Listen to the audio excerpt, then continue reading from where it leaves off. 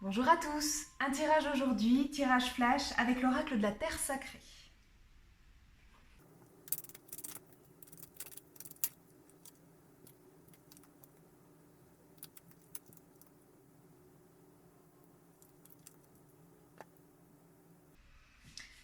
C'est parti. Alors, voyons voir ce que ça dit. Quand j'ai battu les cartes, quelques informations sont déjà tombées sur la notion de patience. Ça revient ici. Alors, il me semble déjà que à la coupe, on peut voir ces deux cartes. Donc l'espace et la préservation. Il peut être question pour vous, pour une personne, de prendre ses distances. Prendre une distance salutaire afin de revenir à soi, de se protéger, mais aussi de nourrir ses propres énergies. On voit que quelqu'un a besoin de temps pour évoluer et pour, disons, se consolider. Ici, on a la notion de temps. Et puis, je vois le déploiement, le mouvement qui peuvent me montrer donc qu'il y a une avancée, une expansion vers l'avant. Peut-être à travers des apprentissages. Alors, ça peut être des apprentissages de vie, mais j'ai plus tendance à penser ici que on serait davantage dans des apprentissages théoriques pour le coup. Donc, à voir si cela vous parle. Hein. Je vous rappelle que c'est un tirage général, donc ça ne pourra pas parler à tout le monde. Des apprentissages théoriques qui vous permettent, ou qui permettent à une personne d'avancer et de comprendre un certain nombre de choses sur elle-même, de changer des choses dans son existence de manière à aller vers plus de lumière. Alors ici on peut avoir la notion de l'enfant intérieur, la libellule qui nous parle de mouvement également, on a des couleurs très chaudes comme ça, ça nous parle du contexte, donc on va avoir peut-être un enrichissement matériel, pourquoi pas, alors qu'il s'agisse d'un enrichissement financier ou de se sentir simplement plus confortable dans sa vie. On peut avoir la notion de faire une formation pour se déployer à tout niveau, pour se sentir mieux, pour se sentir plus... pour ressentir l'abondance, pour se sentir avec la chaleur. J'ai la notion de joie, voilà, on est dans le plexus solaire, donc pour se sentir plus joyeux, plus heureux, pour rayonner davantage, et puis également consolider à l'intérieur de soi la force morale, hein, on voit bien cette notion de devenir un peu plus, à la fois de gagner en sagesse, et puis de devenir également un peu plus raccord avec ses instincts profonds. Vous avez les animaux qui évoquent le côté instinctif, les corps du cerf sur la tête de cet homme qui nous parle de se déployer, qui nous parle de pouvoir personnel également. Le cerf est un animal totem extrêmement puissant. C'est le roi c'est symboliquement le roi, le grand sage de nos forêts occidentales. Et puis vous voyez que cet homme, il tient dans sa main un petit cœur relié à un fil qui est attaché quelque part dans sa poitrine. Et il y a une petite serrure sur ce cœur, un petit peu comme s'il était détenteur de la sagesse de son âme, de la sagesse de son cœur, de ses propres secrets intérieurs. Voilà. Alors on va regarder un petit peu le dos de deck. Tout ceci est peu précis, hein, je vous le concède. Écoutez, je prends ce qui vient.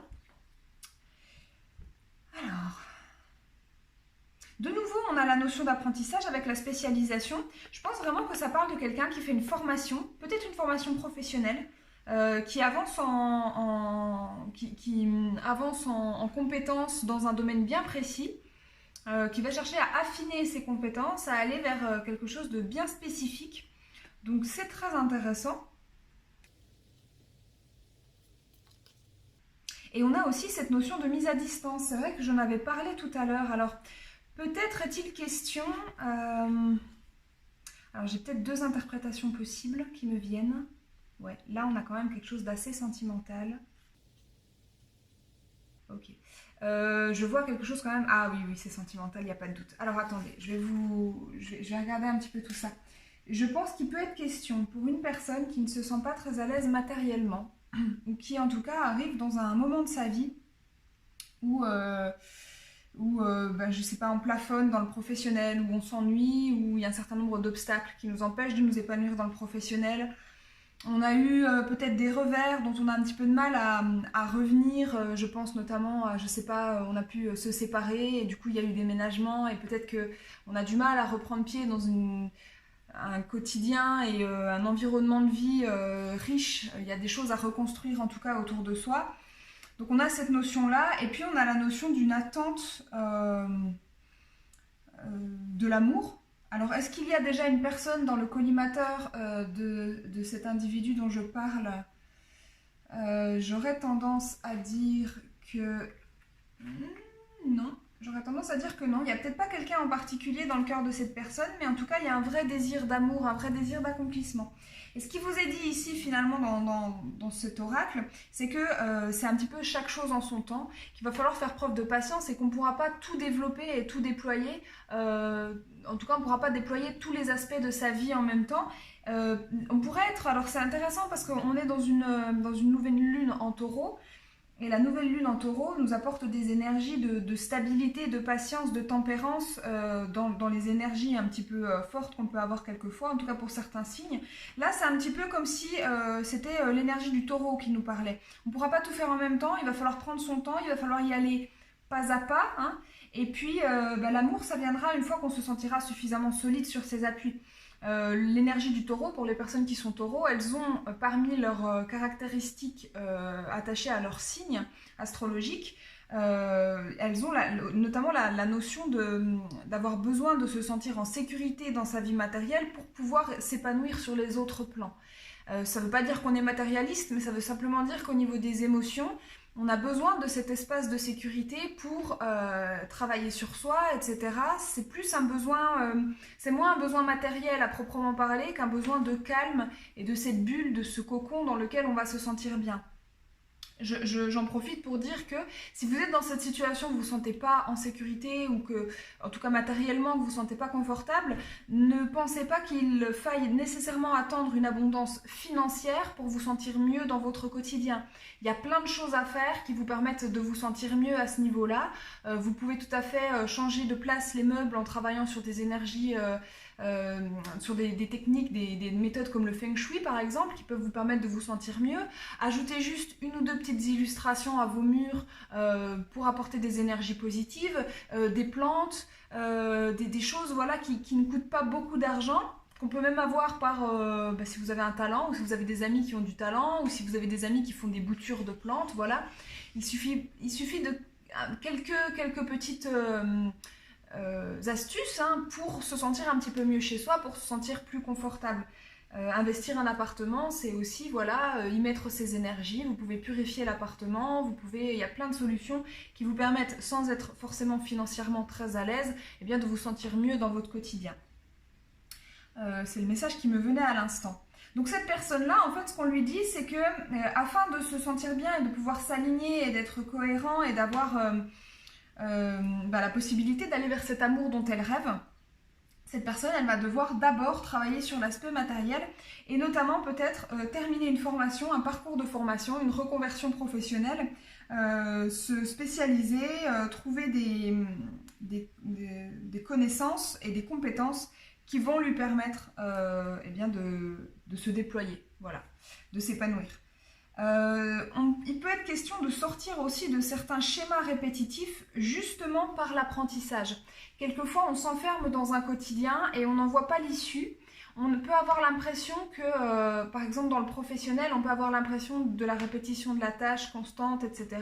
et de ne pas pouvoir en sortir.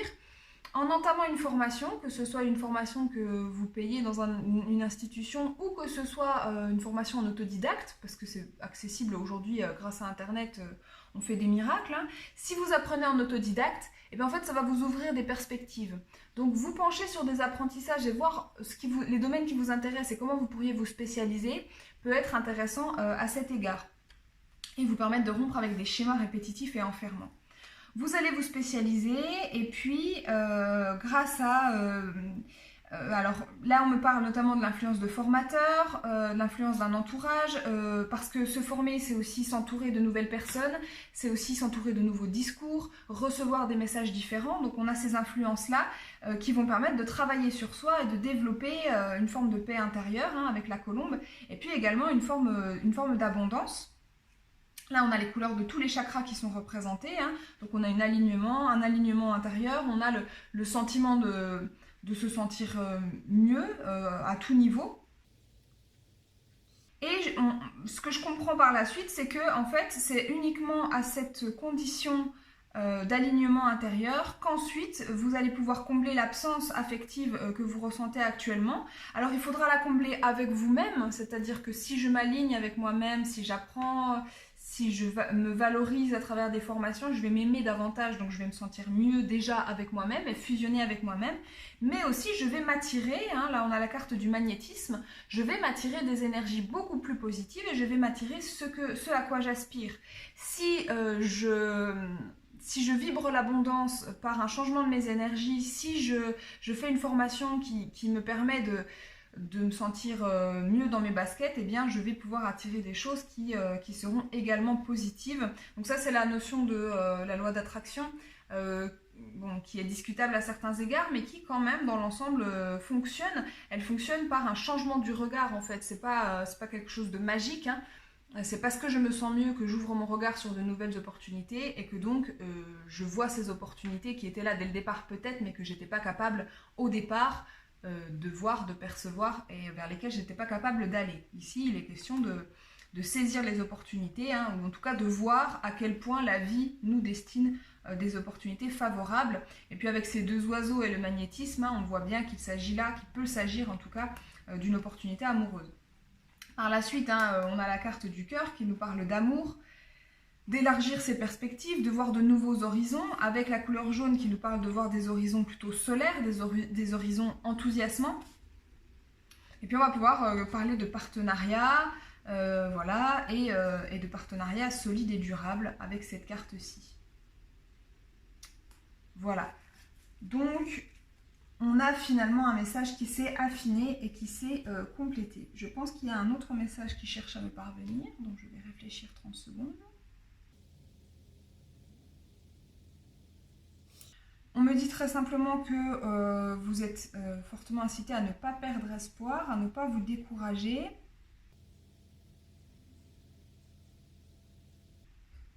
À croire en vous aussi, parce qu'on me dit que il vous faut comprendre que ce à quoi vous aspirez,